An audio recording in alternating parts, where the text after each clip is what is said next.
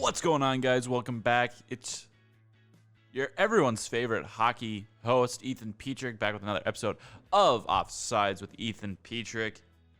And we're coming back at you with more team classifications going into this next season. But before we get started with that, I would just like to address one of the bigger stories that happened in the hockey world this past week and a half since the last show.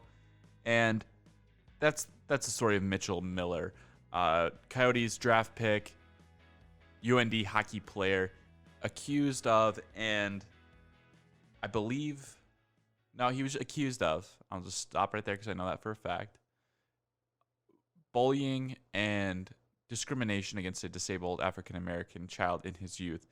And the Arizona Coyotes, they renounced their rights to him as a draft pick, essentially cutting him.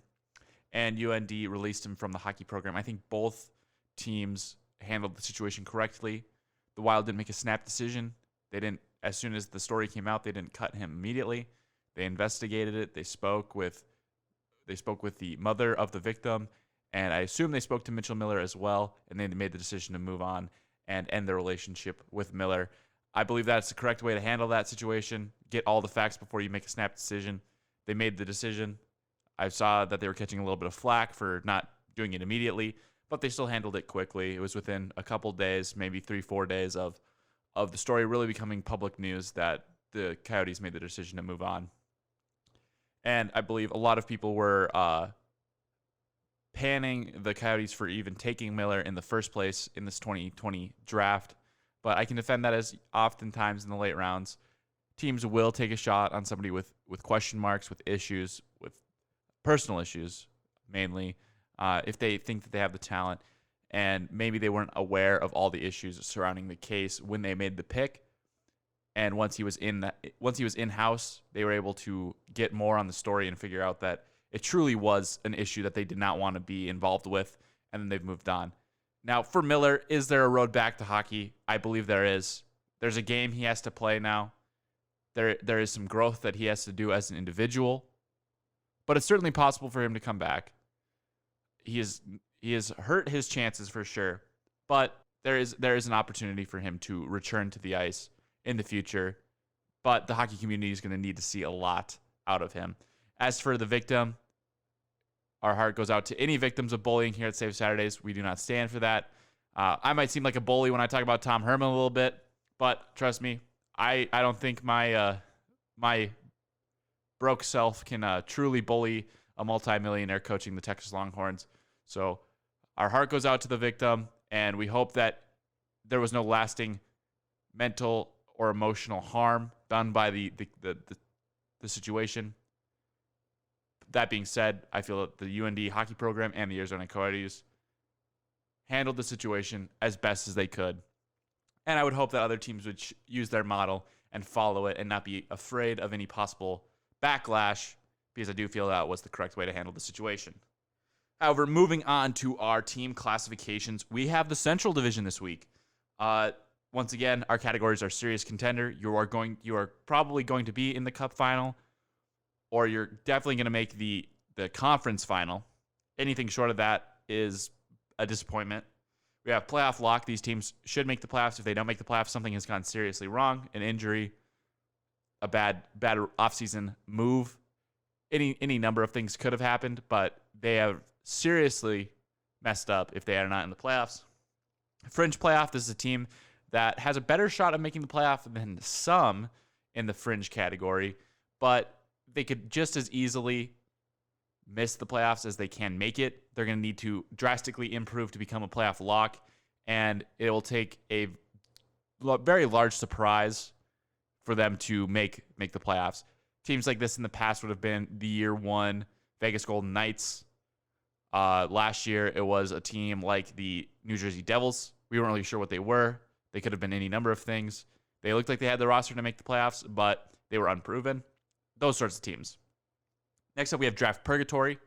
These are teams that are probably not going to make the playoffs. They are a huge long shot, sub 10% odds of making the playoffs, but they're going to be good enough that they beat the worst teams in the league to the point that they are not going to have a good draft pick that's going to come in and immediately change the franchise for the better unless they get very good lottery luck, or they have otherworldly offseason. They bring in multiple key pieces and have a lot of players develop into something amazing.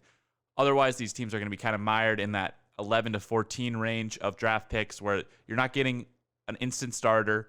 You could very easily draft a bust, but you're not in the playoffs. Our fifth classification is bright future. A bright future team is an example. Current example would be the Ottawa Senators.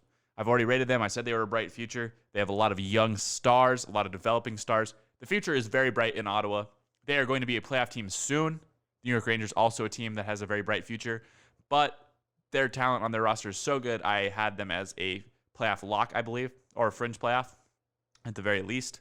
So these are teams with a lot of young stars, maybe not in position to contend early, which is what eliminated the Rangers from being in this category, or would eliminate the Rangers from being in this category. They're not going to contend this year. They're not going to be in the playoffs this year. They might be in that draft purgatory area, but they have a lot of young stars, and they don't need to add any key pieces to be successful in 2 to 3 years. And our sixth classification is possibly the worst one to be in, and that's rebuild time. And if it's rebuild time in your franchise, you have a lot of aging stars, a lot of contracts that are probably unmovable that you need to get rid of. You need to sell the farm, and you need to get draft picks, prospects, anything. The future is not bright. It looks a little hopeless right now. You're not going to be tops of the playoffs. You're not going to be the top seed in your conference. You're not even going to be threatening for a spot, and you're just not going to look competitive. The Los Angeles Kings have been a team in rebuild time for the last couple of years, not really been competitive. Same with the Senators. So that's kind of a rebuild time franchise. Starting off in order of the standings of last year, in the Central Division, we have, starting off, the Nashville Predators. I have the Predators labeled as a fringe playoff team, and I think that's the highest I could possibly go with them. That's being high on the Predators. They have a good roster, but they're aging. They're getting older. They've underperformed significantly in the qualifiers. And I have questions around Pekka Rinne's. Just, is he declining? Is the cliff here? Has Rinne fallen off the cliff? Some of the offseason moves by the Predators would certainly imply that he has. Drafting Askarov in the first round, the top goalie prospect, certainly shows that you don't see Rinne as part of your near future. So what's going on in Nashville? Are they really the contender that they were last year, or seemed to be last year? It doesn't appear so right now. And another thing is they lost Mikael Granlund. He is a underrated player, I would say, an underrated right wing. And they brought in Nick Cousins, but you cannot replace Michael Granlund with Nick Cousins.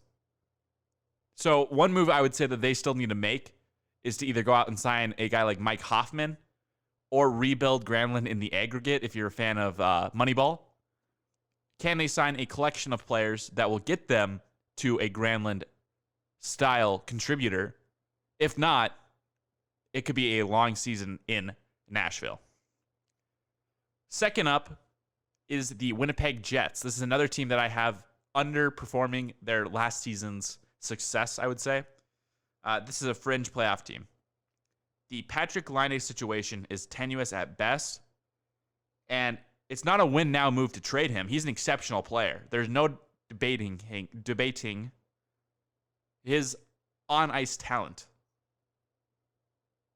But off the ice, he is a headache and a cancer in that locker room. I have questions about their defense.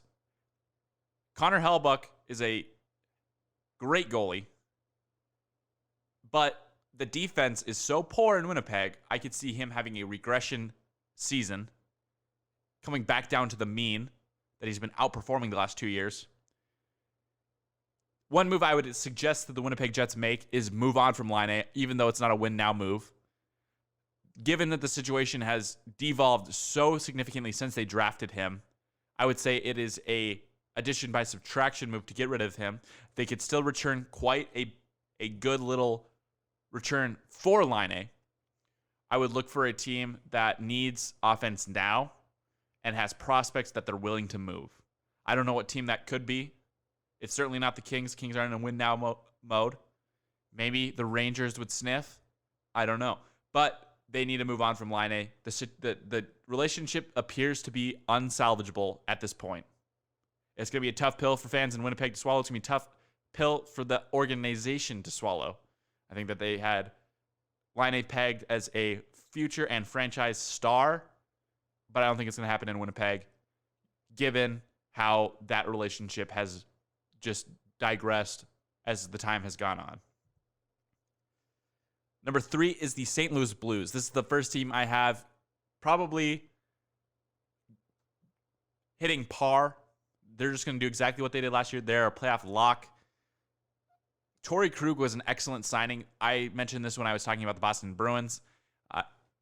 I love that signing. They lost Alex Pietrangelo, but to bring in Torrey Krug, who's arguably a better offensive defenseman, is quite the savvy offseason addition. I'm a big fan of Krug. I think he's going to add something to St. Louis that they didn't have before, while not being a very big downgrade defensively from Pietrangelo. So I don't think it's going to affect them to the point that they regress. And they have a lot of other parts of their team, their roster, that are incredibly, incredibly likable. I don't think this team is. I can't see this team not making the playoffs. I'm not going to say that they're going to make the conference finals, but there are a lot of things to like. If they want to be a serious contender, Binnington is going to need to be at that 2018, 2019 level. I don't think he will be. That's why I only have him as a playoff lock. But there is a road for the Blues to become a serious contender out of the Central Division. Moving on to a team that was a surprise contender this last year was the Dallas Stars. I do not have them repeating as West champs. I have them as only a playoff lock. Looking at their roster, it's a very likable roster. They have a good infusion of youth with veteran talent. Jamie Benn, Tyler Seguin, they're still there. Ben Bishop is a good goalie. They have a very likable defense as well. They have a lot of solid players, old and young, that I definitely see the Dallas Stars making the playoffs. But you'll find out soon why I don't see them as a serious contender. It's very hard to have two serious contenders in a division. I did it previously, but that's just because I really don't like the Metro. The Atlantic has two exceptional teams. Metro has a lot of depth, but no elite tier teams. So it's very hard to have two serious contenders, and I do like one team in the Pacific. So I cannot put another serious contender in the West from the Central. So I like the Dallas Stars more so than I like the St. Louis Blues. And one move I would say that they need to make is to give Jake Ottinger a solid look in net this season. You drafted him high recently. Is he the goalie of the future? It's time to find out. I'm not saying make him the starter over Bishop, but give him more time in net to really find out if you have the answer in net or if it's time to start looking for something else for the future. Next up, the previously ranked 5th team in the Central Division, the Colorado Avalanche. I hinted at it. This is the team I have as a serious contender. All I have to say about that roster is wow. They have young, high-level talent at every position. They can score with anybody. They can defend like nobody's business. The only reason this team wasn't in the Cup final this year was injuries. Be on the lookout for the Colorado Avalanche next year. Book your ticket. I am going to predict that they will win the Stanley Cup. Book your tickets now, Colorado Avalanche fans. You will be in the Cup final this next season. It's a hot take to make in the middle of the offseason, I know. But be on the lookout for this squad. They are highly skilled, and this franchise has put together possibly one of the most talented rosters we've seen in the last decade. This is early 2000s Blackhawks, early 2010s Blackhawks status right here.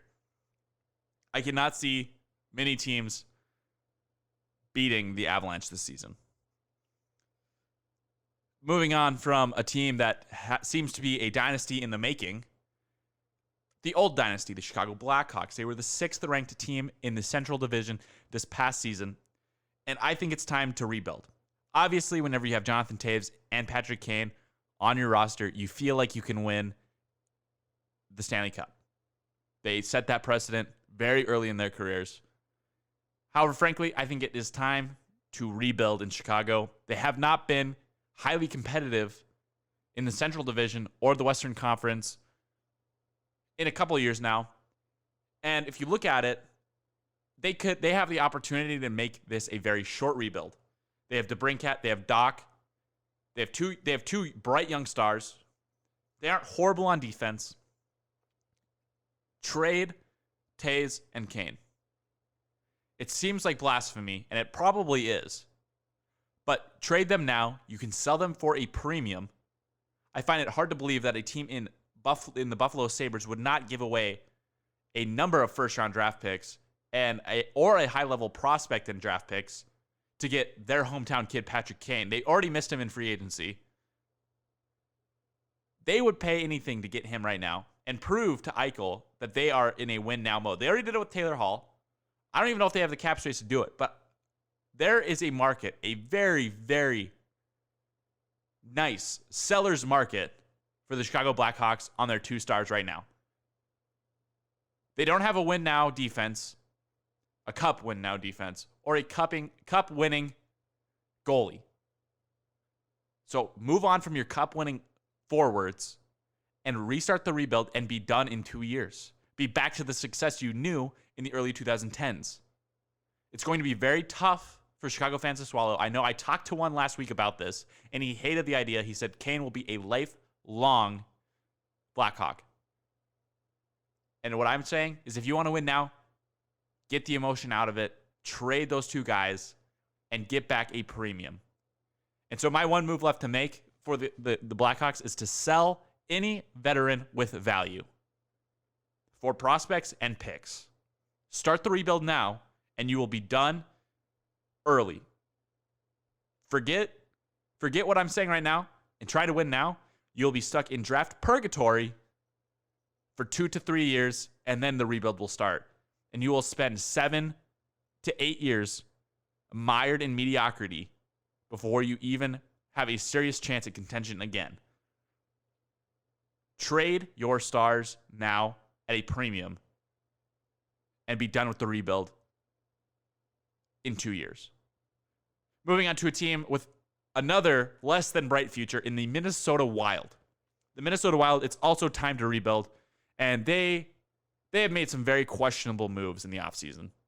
Why would you trade Luke Kunin, a rising young star who you used a very high pick on recently, for a player and picks that aren't going to help you win or rebuild? That was a very boneheaded move.